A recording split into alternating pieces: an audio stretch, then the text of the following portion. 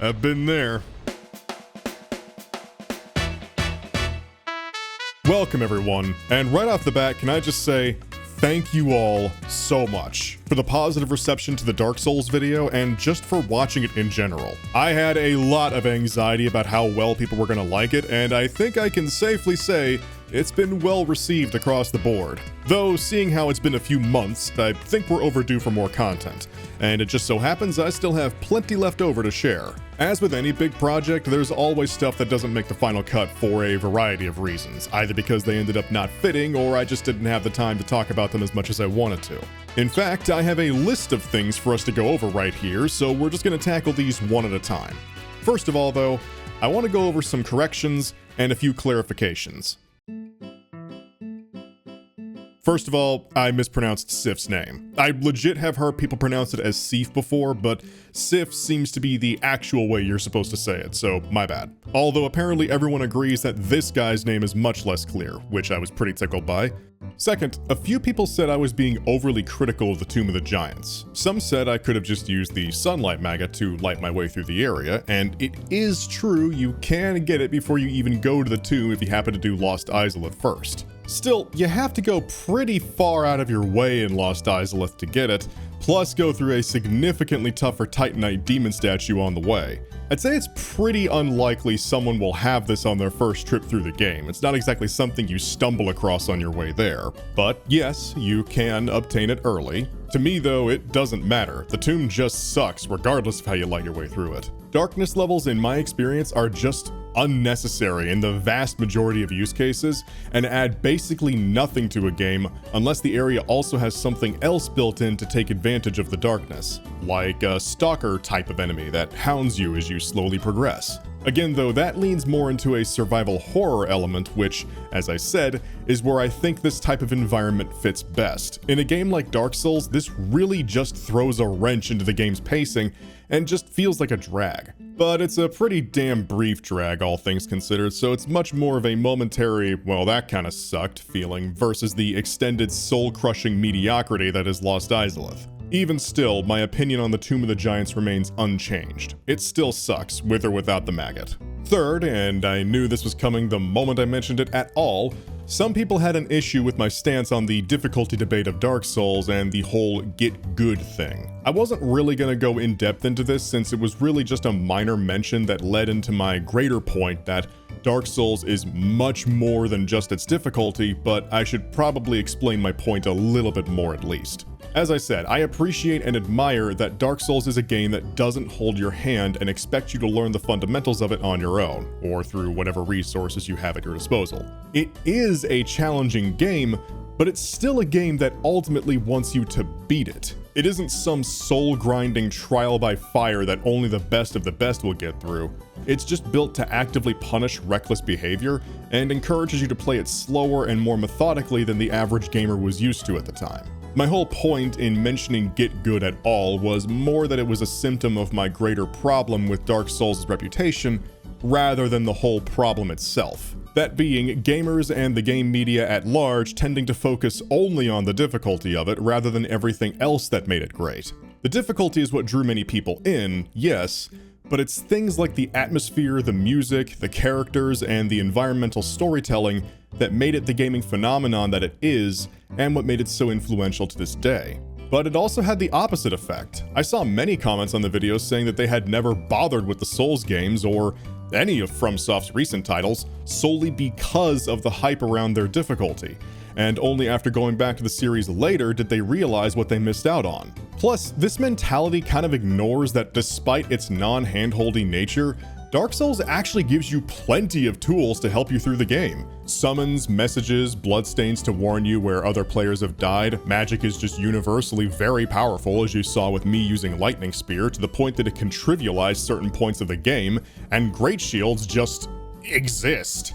Whether you choose to take advantage of these tools is entirely up to you, but there's literally nothing stopping you from using them, which seems to be a point of contention amongst many in the community. To some, if you use these tools or similar ones in later games, you aren't getting the true experience of the game, which is just a meaningless phrase that says literally nothing. These tools are in the game to be used. How is using them any less valid of a playstyle than refusing to? It's all down to how you enjoy playing the game the most, because, as I said, despite the fact that Dark Souls is a game that wants you to learn it, it also wants you to beat it and enjoy your time with it. From Demon Souls onward, From Software has only made one uncompromisingly difficult game, and that was Sekiro. If you didn't learn the parry mechanic, you weren't beating the game. That said, enjoying getting the absolute most challenge out of these games as you can isn't invalid either. It's how you may enjoy playing them, and that shouldn't be looked down on. Just try not to hold others to that same standard, since that isn't what most people are here for in the first place. And finally, fourth, Darkstalker Kaathe. I forgot to mention them entirely.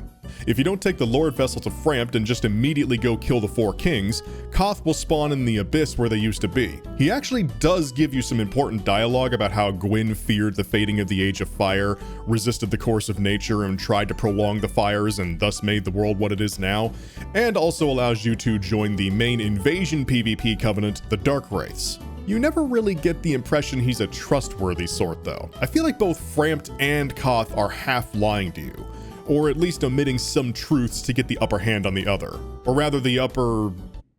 And that's about all I can think to mention, so how about we take a look at some outtakes? No, go ahead. It's for you. Dude just gave me a penny and told me to fuck off. Fuck you, man. When you're attempting to kick enemies off of ledges for easy kills, make sure you don't mutually assure yourself right off there with them. What?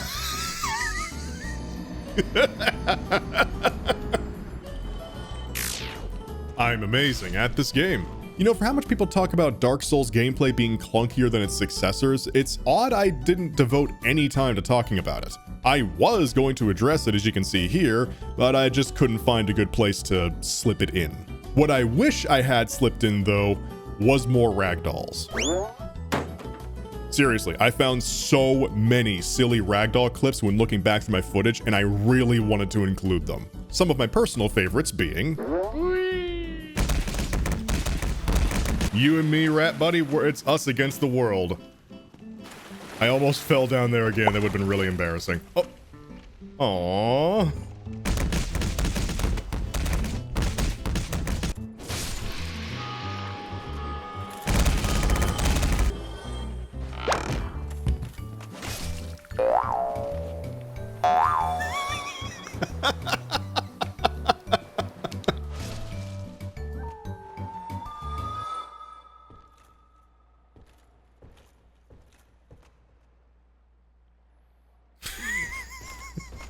Something else that was frequently cut out of the final video was all my vocal responses to certain events. Oh, hello. that did not go to plan.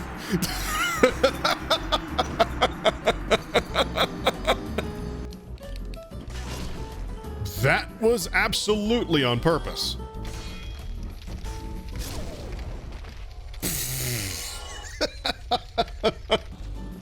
Oh, hello, and goodbye. All right, well, have a good day, sir. Ow! Hi, hello again. God, it's like I never left.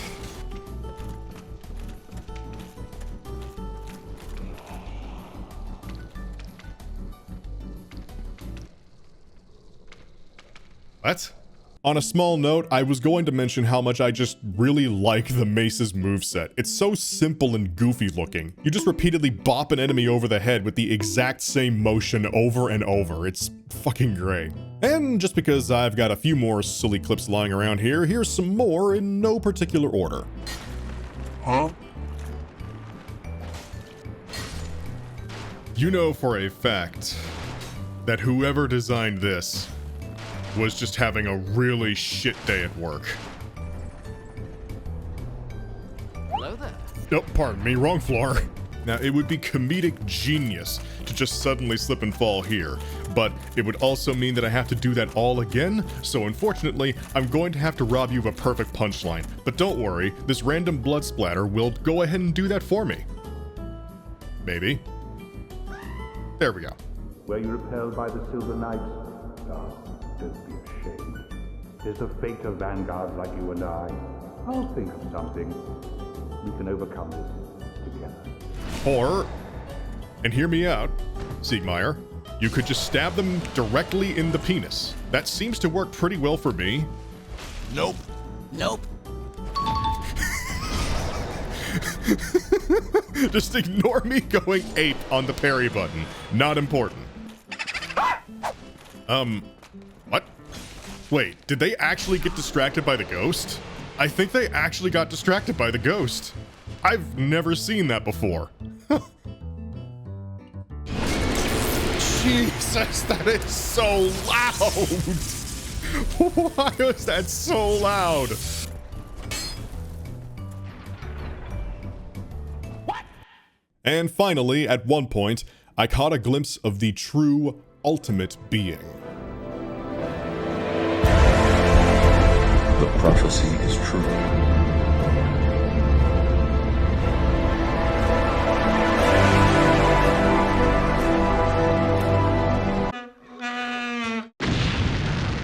The painted world of Ariamis, which I totally didn't accidentally call Ariandel during scripting. Shut up. Considering this area is 100% optional, it was hard to find time to talk at length about it without making the video feel like it was dragging on longer than it needed to. I mean, it probably already did, but this would have just made it worse. I'll say, Ariamis has some premium atmosphere. Just look at this first shot here as you enter. The camera work here is stellar. This one little area got a lot more care put into it than some of the ending parts. The enemy variety's not bad either. We got hollows again, of course, but there's also these weird living balloon thingies that explode with toxic damage when you kill them. I'm not a huge fan of these guys, admittedly. We've also got things like these freaky bird people that like to jump on your head and a literal living phalanx. The path of progression through this area can be a bit confusing at times, to the point that even the enemies have trouble finding their way to me. Greetings.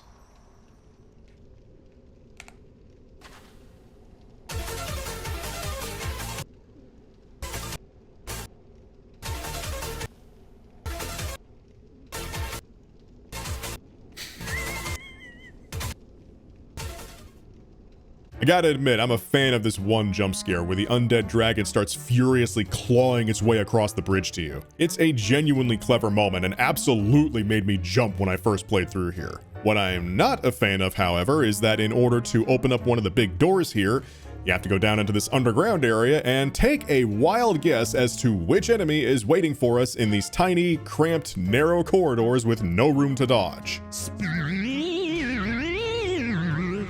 This is what we call a bit of a dick move. It always feels like there's a lot of hidden items scattered about the area, and I spent quite a bit of time just running around everywhere to make sure I found everything. No, I wasn't going to use the Dark Ember to make occult weapons, but I wanted it. Oh, and I don't know why, but if you kill that undead dragon body from earlier, its legs are still there on the bridge, entirely blocking it off. They don't move, but if you jumping attack them, they'll just whoop right up on the spot without any animation. They don't do anything, they just stand there. I have no idea why this happens or why it's still in the remastered version, but I'm happy it is. Alright, let's be real here. You all weren't wanting me to talk about Ariamis itself. It's a neat area for sure, but we all know the real reason anyone remembers this place.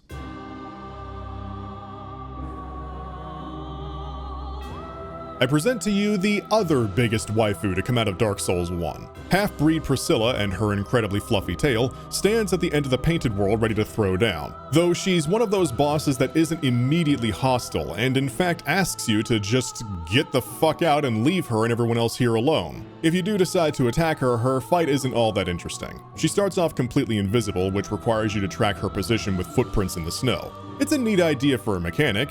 Shame it's the only one in this fight, though she can build up bleed damage on you, which can utterly obliterate your health if you're not careful. Really though, Priscilla stands out and is oft-remembered for her looks and the implications behind her existence. She is pretty cute, to be fair. I don't really know a whole lot about her, but her inclusion is still pretty neat, and adds to that mystique feel I mentioned in the main video, where you start to wonder just what or who else the game is hiding from you. But that's about all I have to say about the painted world and Priscilla herself, apart from the fact that killing her really doesn't feel very rewarding and just kinda dickish. Still, I'm gonna call slight bullshit on this sentence. This land is peaceful, its inhabitants kind. Ah, yes, how silly of me. These must be the peace pikes. This guy's got some flashy animations. Ow! Gandalf, I'm a little busy at the moment. Could you please? Now, I know I said I'd be talking more about the Artorias of the Abyss DLC, but I kinda already went over everything I wanted to say about it, just in a more abridged format. I still stand by my initial statement that the DLC is a very, very welcome addition to Dark Souls' endgame that was badly needed, and one I still enjoy to this day, even if it still kicks my ass. With that said, though, there's other things we can talk about, such as...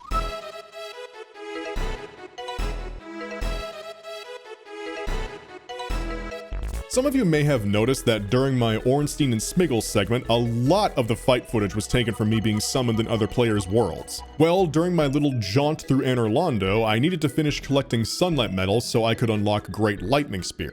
And apparently, Anor Londo is the place to be for Dark Souls' multiplayer these days, be it co-op or PvP. I would regularly get summoned moments after placing down a summon sign, and even got invaded a few times while exploring around in the meantime. Oh. Well, right as I got to Onion Boy. Sorry, Siegmeyer, I'll be right back.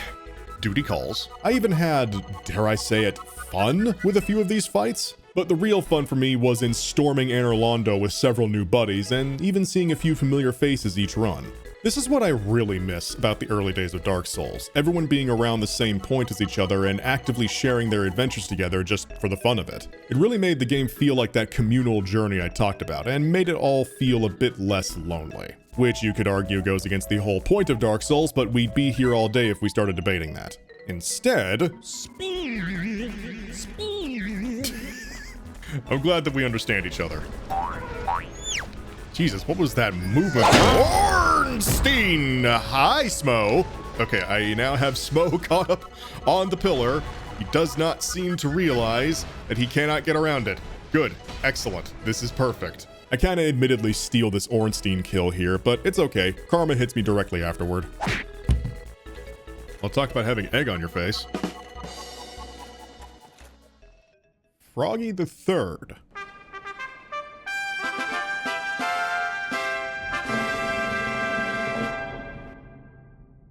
And now, dear viewers, I present to you the story of a man known as Day. During one of my summons, I happened to come across a rather peculiar fellow by the name of Day, or is it pronounced Die? Well, either way, when I joined their world, I noticed that something about their behavior seemed off. Where is he going? Day? Where are you going, my guy? I think this might genuinely have been someone's first time through the game ever. It was kind of surreal, honestly. They were heavily encumbered, they didn't know where they were going, they seemed to be using a barely upgraded weapon, and their armor was just a mishmash of stuff. At first, I was a bit annoyed, but that annoyance steadily turned to an almost parental desire to keep this boy from getting himself into trouble, which was swiftly interrupted. Uh-oh. And sadly, my aspirations to protect the boy were cut tragically short. Good! But as luck would have it, the moment I put my summon signature down again, guess who happened to be on the other side waiting to greet me? Don't worry, Day, I'll stab all their butts for you.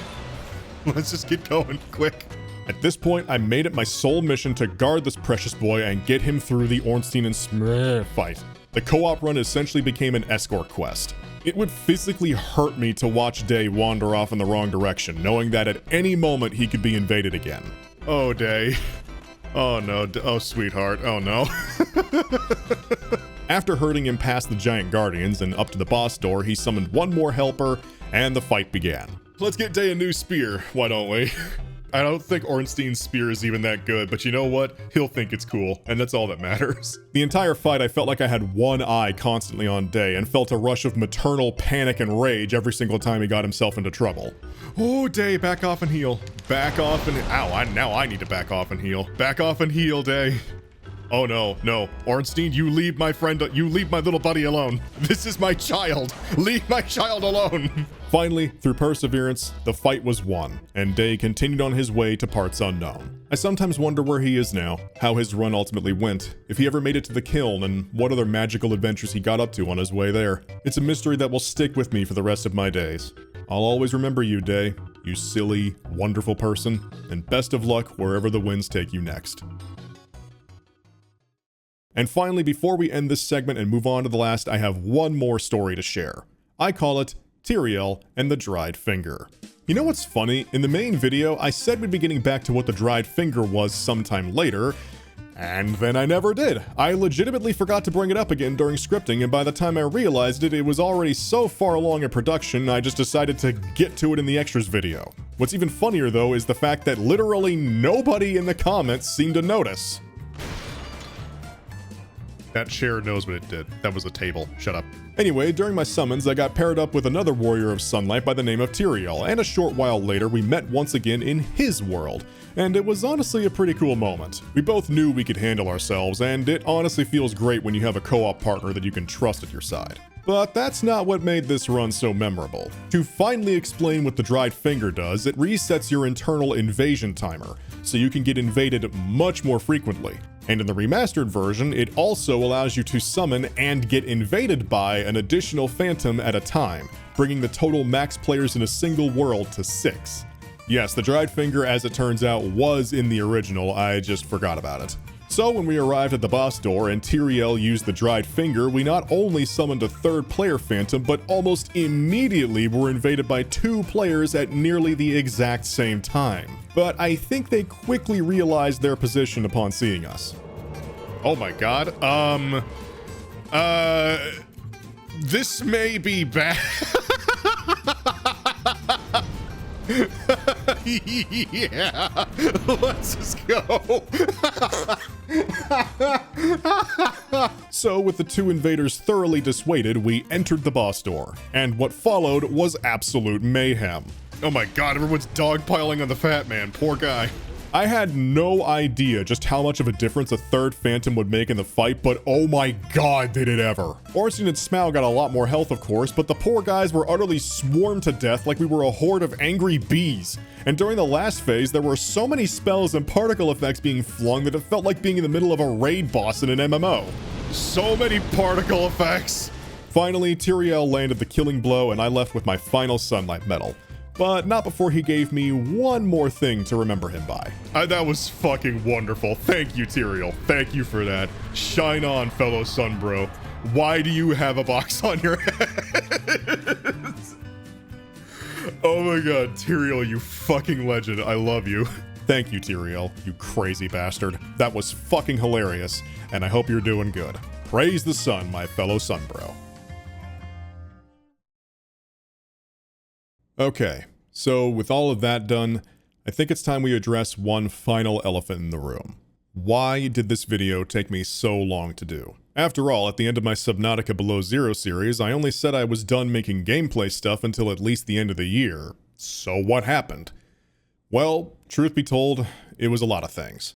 I had been planning for the Dark Souls video to be this grand, massive start to my channel's new direction, and, well, my ambitions kinda got away from me. I kept making the video bigger and bigger during production without much thought as to how I'd actually make it, and, well, before long I was left with a project that may have been out of my depth. The reason I was so determined to make the video as impressive as possible, though, is largely due to my Subnautica video. You know, the one that's nearly up to 2 million views by now, and is without question the most successful project I've ever done on this channel. Not only did that video go viral, it also had extremely positive feedback from all over the place, and all of it ended up getting to me. I wanted to one-up it so badly that I took what was probably going to originally be another 40-minute retrospective and turned it into a 2.5-hour-long documentary. All while, of course, doubting myself at every turn along the way. I kept questioning whether or not that success was a fluke, and if I even had any more potential in me after that, if I even could make anything better, and I ended up psyching myself out hard. To the point that I didn't even touch the Dark Souls video for a period of about 4 months. I was that afraid of not being good enough. And by the time I finally decided to work on the damn thing, I was still left with a script for a 2.5-hour long video, and yeah. Perfectionism, self-doubt, and a good old dash of depression/imposter syndrome kept my brain in gridlock for a very, very long time. I mean no hyperbole when I say that the Dark Souls video, while I'm happy with how it turned out and I do think it's some of my best work, caused me so much stress that by the time I was done with it, I felt like I had woken up from a nearly year-long stupor, which lasted for a few weeks more after it was published just for good measure. But seeing how much people enjoyed it, seeing it break the now 300,000 view mark, and watching it back through a couple of times with friends and family, it reaffirmed that despite all the trouble, it was still worth it. It came out great, and while it didn't meet all my ambitions, as quite frankly some of those were outside my skill set, for what it is, I'm still proud of it. With my retrospectives and bigger videos, I set out to make something memorable and engaging first and foremost, and I think I successfully did that. So while I can't make up for the fact I was MIA for almost a full year, I can say I have plenty more ideas for future videos, and I'm feeling much more confident in making them than I was before. And yes, for those who have been asking, I do plan to do similar videos for the rest of the Dark Souls series, with one major caveat. If they're gonna end up being of a similar length, I'm doing them in parts next time. While a 2.5-hour long video looks impressive, I think splitting the journey up would make it easier to work on as well as watch. But that's a project for another day. To wrap this video up, I just want to say, once again, thank you. Thank you for watching, and thank you for sticking around for as long as you have. And to all the newcomers, I hope you continue to hang around and check out the rest of my work. I'll have plenty more to show in the coming months, I'm sure of it. That said, if you don't want to wait, I am live streaming on Twitch every weekday, Monday through Friday, at about 3 p.m. Central US time. So feel free to stop by and say hello. We always have a lot of fun, and I'd be happy to have you along for the ride. Of course, I also have a Discord server where I pop in and chat, as well as announce videos, streams, and what have you, so stop on by if you want to hang out with everyone. Links to my Twitch channel and Discord are both in the description below, and in a pinned comment. Thank you very much, once again, everyone. You have no idea how much it means to me to have people genuinely enjoy the work I do. And I hope you all enjoy what comes next just as much. I'll see you again soon, hopefully. And as always, y'all have a lovely evening, and I'll see you next time.